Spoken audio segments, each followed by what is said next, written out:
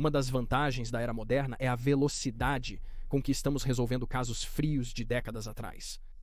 Desde identificar Jane e John Does, que passaram mais de 30 anos sem nomes, até descobrir a verdade por trás de casos assustadores de serial killers que aterrorizaram uma nação por décadas. O mundo do crime verdadeiro está vendo casos antigos sendo resolvidos regularmente, mas é claro, existem casos que caem no esquecimento. Junte-se a nós no episódio de hoje, enquanto examinamos 3 casos horríveis de assassinos não identificados que nunca foram pegos.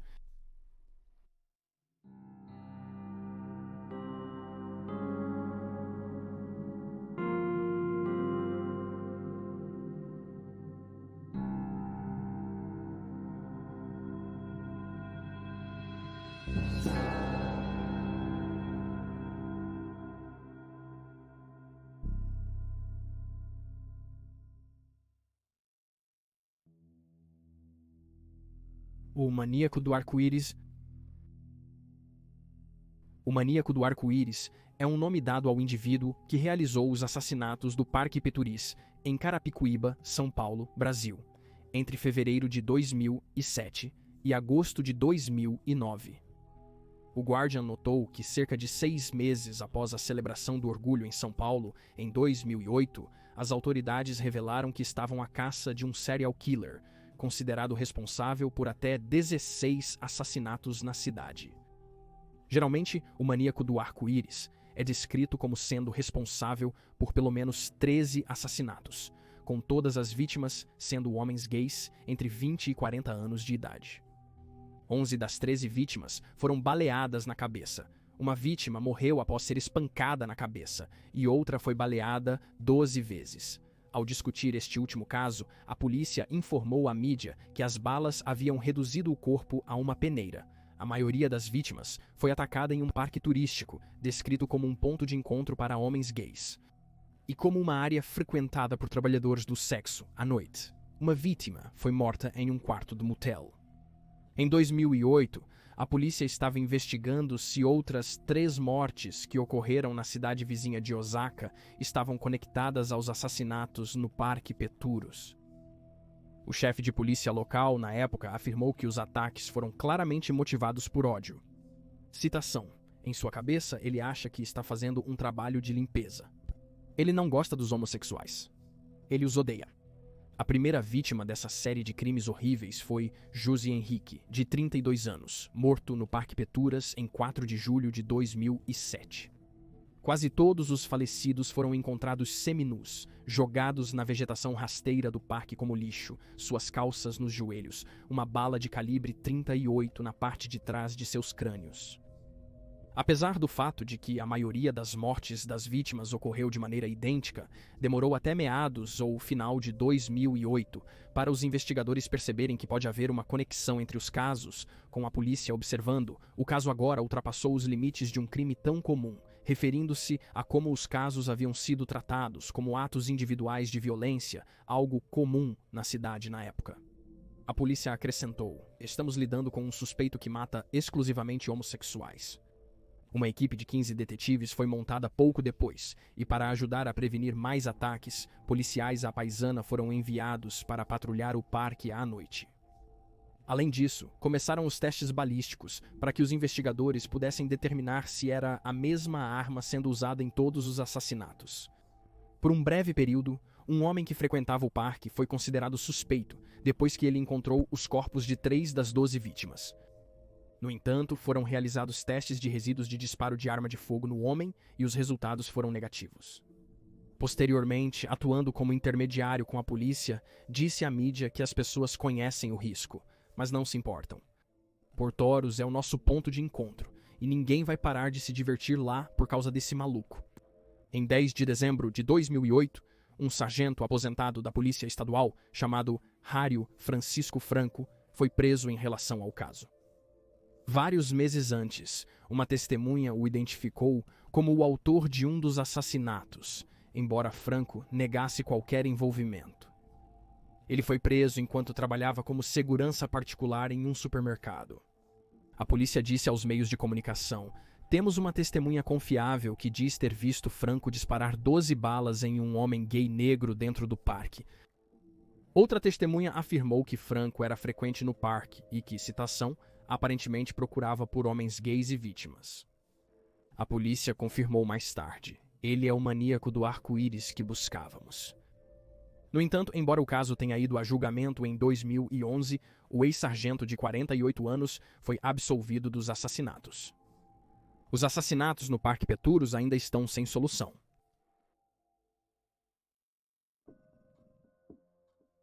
O Estripador de Atlanta. Entre 1909 e 1914, o infame Estripador de Atlanta aterrorizou as ruas de Atlanta, Geórgia. Diz-se ser responsável pela morte de pelo menos 15 mulheres. O Estripador tornou-se quase uma figura mítica no tempo que passou. Sabe-se que o Estripador visava principalmente mulheres negras ou de raça mista da classe trabalhadora e, como Jack, o Estripador, tinha a tendência de mutilar suas vítimas. O Estripador atacou pela primeira vez em outubro de 1910, quando atacou Maggie Brooke, de 23 anos, que foi golpeada na cabeça e sofreu uma fratura no crânio. Portanto, em 22 de janeiro, foram descobertos os restos mortais de Rosa Trice, de 35 anos, perto de sua casa. Sua morte foi supostamente mais brutal do que a de Maggie. Seu crânio foi esmagado, garganta cortada e até esfaqueada na mandíbula. O Atlanta Constitution escreveu que seu marido foi preso pelo assassinato, mas foi liberado pouco tempo depois por falta de provas. No mês seguinte, restos mortais de outra mulher foram achados na floresta pela linha de veículos do West Point Belts. Ela é descrita como uma mulher negra de aproximadamente 25 anos. Nunca foi identificada. Então, em 28 de maio de 1911, o corpo de Belly Walker foi localizado a 25 jardas de sua casa na rua Garibaldi. Sua irmã denunciou seu desaparecimento pouco antes de ser encontrada, ao perceber que não retornou do trabalho. A garganta de Bell havia sido brutalmente cortada, e no mês seguinte, o corpo de Eddie Watts apareceu, tendo sofrido a mesma lesão exata. O medo se apoderou das comunidades negras e mestiças de Atlanta. A grande maioria dos assassinatos ocorreu no 4º distrito da cidade, onde a iluminação das ruas era ruim e não havia bondes, o que significava que muitos trabalhadores tinham que caminhar sozinhos para casa a pé na escuridão total, deixando-os expostos ao assassino. Em seu livro, O Estripador de Atlanta, o caso não resolvido dos assassinatos mais infames da cidade Portão, Geoffrey Wells escreveu que muitas das vítimas eram empregadas domésticas que trabalhavam nas casas de empregadores brancos no antigo 4º distrito e nas áreas periféricas. Ele acrescentou que um ataque aconteceu logo abaixo da rua da casa do empregador da vítima, e acrescentou que o empregador ouviu a confusão. Quando ele apareceu, encontrou a vítima, mas não conseguiu identificar o assassino. Em julho de 1911, Lena Sharp, de 40 anos, tornou-se a próxima vítima do Estripador e produziu o primeiro possível testemunho ocular nos assassinatos. Um jornal relatou que a filha de Lena a procurou devido ao seu atraso para chegar em casa, sabendo que um vizinho havia sido recentemente assassinado pelo Estripador. Enquanto procurava por sua mãe, ela esbarrou em um homem negro alto que lhe disse, cito, "Não se preocupe, eu nunca machuco meninas como você." Então ele a esfaqueou nas costas e fugiu. No entanto, outro jornal afirmou que Emma Lou, filha de Lena, estava caminhando com sua mãe quando Lena foi atingida por um tijolo e Emma Lou foi esfaqueada. O agressor então cortou a garganta de Lena antes de voltar para Emma Lou e ficar sobre ela com uma faca. Ele fugiu da cena quando ouviu passos se aproximando. Sadie Holly foi encontrada morta em 11 de julho de 1911, apenas 10 dias após o assassinato de Lena. Seus ferimentos eram tão graves que ela quase foi decapitada. Um suspeito no caso de Sadie foi identificado como um motorista de táxi que havia discutido com ela na noite de sua morte e que foi encontrado com arranhões no braço e sangue na roupa. Ele foi indiciado, mas considerado inocente porque os assassinatos continuaram mesmo enquanto ele estava na prisão. Na segunda metade de 1911, os corpos de Mary Ann Duncan, Eva Florence, Minnie Wise e Mary Putnam foram localizados em diferentes momentos. Geoffrey Wells acredita que existem pelo menos 20 vítimas do serial killer e alguns relatórios sobre o caso notam que mesmo após 1914, os assassinatos e mutilações de mulheres negras continuaram. Se foi pelas mãos do estripador de Atlanta ou de um novo agressor, não está claro. Muitas pessoas também teorizaram que vários indivíduos foram responsáveis pelos assassinatos, em vez de um único homem. Também foi especulado que alguns assassinatos atribuídos ao estripador foram, na verdade, cometidos por homens que queriam se livrar de suas esposas, que aproveitaram a histeria e disfarçaram a violência doméstica como o trabalho de um serial killer. O estripador de Atlanta nunca foi identificado.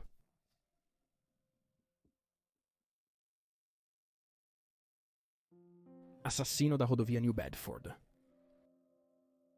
O assassino da rodovia de New Bedford é o nome dado a um serial killer responsável por 9 mortes e 2 desaparecimentos ao longo de cerca de um ano, entre março de 1988 e abril de 1989.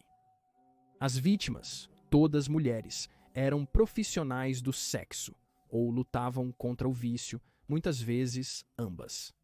Principalmente de New Bedford, Massachusetts, foram levadas e descartadas em cidades vizinhas na Rota 140 após serem mortas. A primeira vítima conhecida do assassino da rodovia de New Bedford foi Robin Lynn Rhodes, de 29 anos, às vezes referida como Bobby Lynn. Robin foi encontrada morta em 29 de março de 1989, mas desapareceu cerca de um ano antes, em março ou abril de 1988, deixando uma criança pequena. Como muitas das vítimas, ela vinha lutando contra o vício em drogas há algum tempo, e embora ela mesma não fosse uma trabalhadora sexual, Robin conhecia várias outras vítimas e até era amiga de uma, Mary Rose Santos. Ela também namorou um dos principais suspeitos do caso, Kenneth Ponte. Mary Rose Santos foi vista pela última vez por sua família em 16 de julho de 1988, após seu marido deixá-la próximo à estação de ônibus no centro de New Bedford. Foi vista dançando no antigo lounge quarterdeck cerca de 5 horas depois. Ela não retornou para casa naquela noite, e seu corpo foi encontrado em 31 de março de 1989, na Rota 88 em Westport. Ela havia sido deixada nua. Mary, uma trabalhadora sexual e viciada em drogas, reconciliou-se recentemente com o marido, após ele descobrir sua fonte de renda. Kenneth Ponte, o mesmo homem que namorou Robin, representou Mary em um caso civil e, assustadoramente, ajudou o marido dela a fazer panfletos após o seu desaparecimento. Após Robin sumir, Rochelle Clifford Dopierala, uma jovem de 28 anos de Falmouth, Massachusetts, desapareceu em abril de 1988.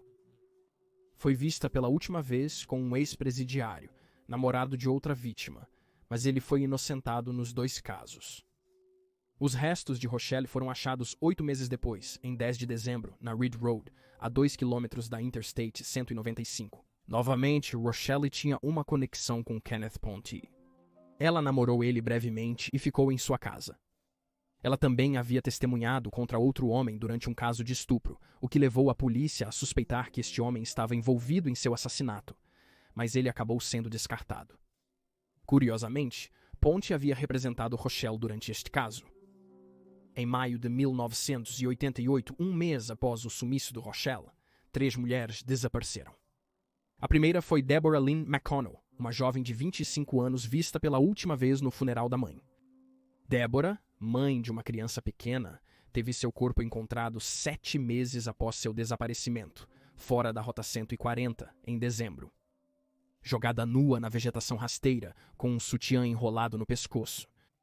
Debra Medeiros, de 29 anos, foi a segunda mulher a desaparecer em maio de 1988, sendo dada como desaparecida no 27.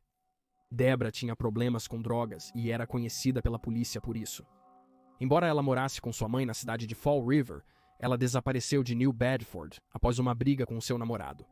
Seu corpo foi encontrado em julho de 1988 à beira da estrada na Interstate 40 em Freetown, tornando-a a primeira vítima cujos restos mortais foram descobertos. Seu corpo passou por uma decomposição severa e, assim como Deborah McConnell, ela foi encontrada com um sutiã enrolado em seu pescoço. Ela estava semidesvestida. A causa da morte dela foi determinada como estrangulamento. O namorado de Deborah foi descartado como suspeito no caso. Cristina Monteiro, de apenas 19 anos, foi a última mulher a desaparecer em maio de 1988. Como muitas das outras mulheres, ela lutava contra o vício em drogas e deixou para trás uma criança pequena quando não voltou para casa. Porém, o corpo de Cristina, diferentemente das outras mulheres, nunca foi encontrado. Ela continua desaparecida. A família dela disse que a última vez que souberam dela foi por volta de maio ou junho de 1988, mas há relatos de que ela foi vista pela última vez em julho. Ela sumiu de New Bedford, suspeita de ser vítima do assassino da rodovia de New Bedford. Da mesma forma, a próxima vítima, Marilyn Roberts, também nunca foi encontrada. Marilyn desapareceu de New Bedford aos 34 anos. Ela foi vista pela última vez em abril de 1988, mas supostamente foi avistada novamente em junho.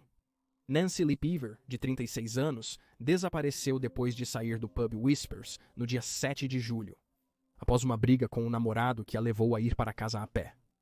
Era conhecida por problemas com abuso de substâncias, e seu namorado, então, era um traficante conhecido pela polícia.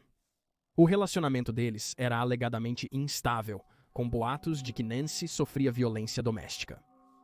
Ainda assim, quando o corpo da mulher de 36 anos apareceu em 30 de julho, seu namorado logo foi descartado como suspeito. O corpo nu foi achado perto da rodovia interestadual 195 oeste de Dartmouth, e a morte foi por estrangulamento.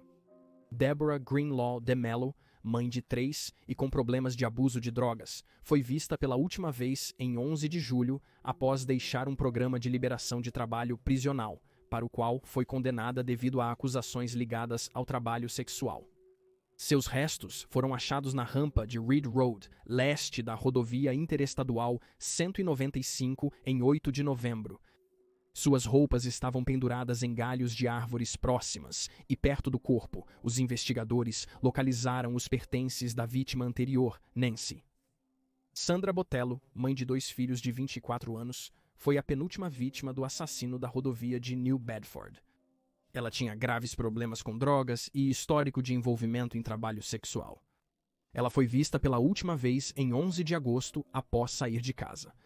Seu corpo foi o último encontrado em abril de 1989 em uma área arborizada ao longo da Interstate 195. Suas roupas estavam desaparecidas e ela havia sido dobrada em posição fetal. A última vítima foi Dawn Mendes, de 25 anos, que desapareceu em 4 de setembro de 1988, enquanto caminhava sozinha do trabalho para uma festa de batizado. Como Sandra, Dawn tinha um histórico de abuso de drogas e trabalho sexual. Seus restos mortais, em sua maioria esqueléticos, foram encontrados em 29 de novembro na rampa da Reed Road, sentido oeste, fora da Interstate 195. Ao longo dos anos, houve vários suspeitos no caso do assassino da rodovia de New Bedford. Os 2 mais notáveis são Kenneth Ponte e Anthony DeGrazia. DeGrazia era um trabalhador da construção civil de 26 anos em 1989, que supostamente tinha uma reputação de violência. Uma trabalhadora sexual de New Bedford viu sua imagem e acreditou que ele se assemelhava a um homem que tentou estrangulá-la. Tanto o agressor dela quanto DeGrazia tinham o nariz achatado, e ela se lembrou que ele se chamava Tony. Mesmo assim, ela não identificou positivamente. A trabalhadora sexual foi levada a depor sobre seu assalto perante um grande júri secreto pouco tempo depois. Ela explicou que Anthony DeGrazia parecia com seu agressor e que um homem chamado Tony avançou em sua garganta e tentou quebrar seu pescoço. Ele então, citando, me disse o que ele iria fazer comigo como ele fez com as outras vadias. Segundo o depoimento, as autoridades encontraram DeGrazia e o interrogaram. Como Margaret, ele foi levado perante o grande júri secreto, mas nunca foi indiciado. O promotor da época, posteriormente, pediu um mandado de prisão, acusando DeGrazia de 17 tentativas de estupro e agressões a várias trabalhadoras do sexo locais. DeGrazia se entregou onde foi preso por essas acusações. Ele passou 13 meses na prisão e fez 18 aparições em tribunal. Advogados pediram várias vezes por documentos de evidência, mas sempre foram negados. Igualmente, seus advogados solicitaram a redução de sua fiança por ser muito alta. No entanto, o juiz recusou. Finalmente, de Grazia contratou um novo advogado que mostrou desprezo ao escritório do DA pela falta de provas. O juiz reduziu a fiança de Grazia, permitindo sua libertação em 27 de junho de 1990. Pouco tempo depois, ele foi novamente preso por supostamente fazer ameaças contra a vida do DA, que o havia prendido, Ronald Pina, mas de Grazia pagou fiança e foi libertado mais uma vez. Um mês depois, em 17 de julho, ele foi encontrado morto na casa dos pais de sua ex-namorada. Sua morte foi inicialmente considerada um homicídio pela polícia que atendeu a cena, mas o escritório do DA, mais tarde, classificou o caso como suicídio, mesmo que a autópsia não apoiasse essa decisão. Notavelmente, a morte de Grazia seguiu um anúncio de que ele era o novo suspeito nos assassinatos da rodovia de New Bedford, depois que Kenneth Ponte, o anterior principal suspeito, foi solto. Apesar do circo da mídia em torno de Grazia, não há nada que o ligue aos assassinatos na rodovia de New Bedford neste momento. Enquanto isso, o advogado Kenneth Ponte tinha várias ligações com o caso. Ele namorou a primeira vítima, Robin Rhodes, bem como Rochelle, e representou outras 3 vítimas em casos civis. Ele possuía um histórico de consumo de drogas. Ele era dependente de heroína antes de superar suas dificuldades. No livro Shallow Graves, A Caça ao Assassino em Série da Rodovia New Bedford, Maureen Boyle escreveu, citação, "As meninas nas ruas contavam histórias sobre a paranoia do Ponte, como ele as levava para a casa dele, trancava as portas e não as deixava sair. Ele não parecia violento, apenas realmente estranho."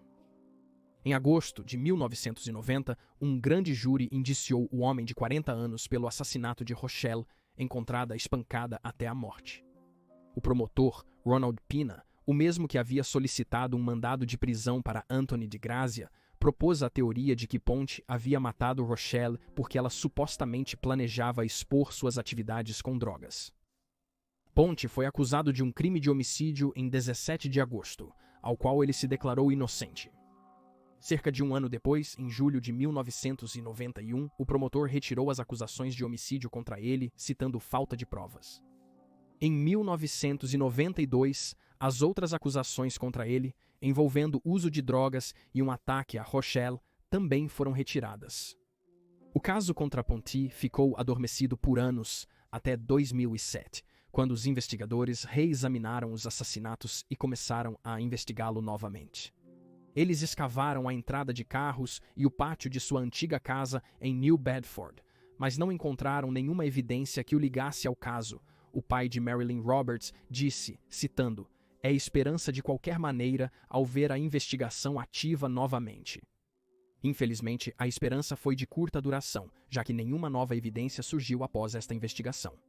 Ponzi alegou que ter seu nome ligado aos assassinatos arruinou sua vida e sua carreira, afirmando, "Quando eu caminho para cima ou para baixo em qualquer rua, pequenas crianças me chamam de assassino." Em uma discussão com sua mãe e irmã em 2007, ele supostamente ameaçou matar ambas e depois a si mesmo. Foi encontrado morto 3 anos depois, aos 60 anos. Descartou-se a possibilidade de crime. O caso permanece sem solução. Se você tiver alguma informação sobre os assassinatos na rodovia de New Bedford ou o perpetrador, pode entrar em contato com o escritório do promotor do condado de Bristol, no número 5089932016, ou se tiver informações sobre as mulheres desaparecidas, Christina Monteiro ou Marilyn Roberts, pode ligar para o Departamento de Polícia de New Bedford, no número 50899-16320. E aí estão os fatos. Por favor, deixe um comentário abaixo com suas próprias teorias e especulações, e lembre-se de curtir este vídeo e se inscrever para apoiar o canal. Obrigado por assistir, fique alerta, fique seguro e nos vemos na próxima vez.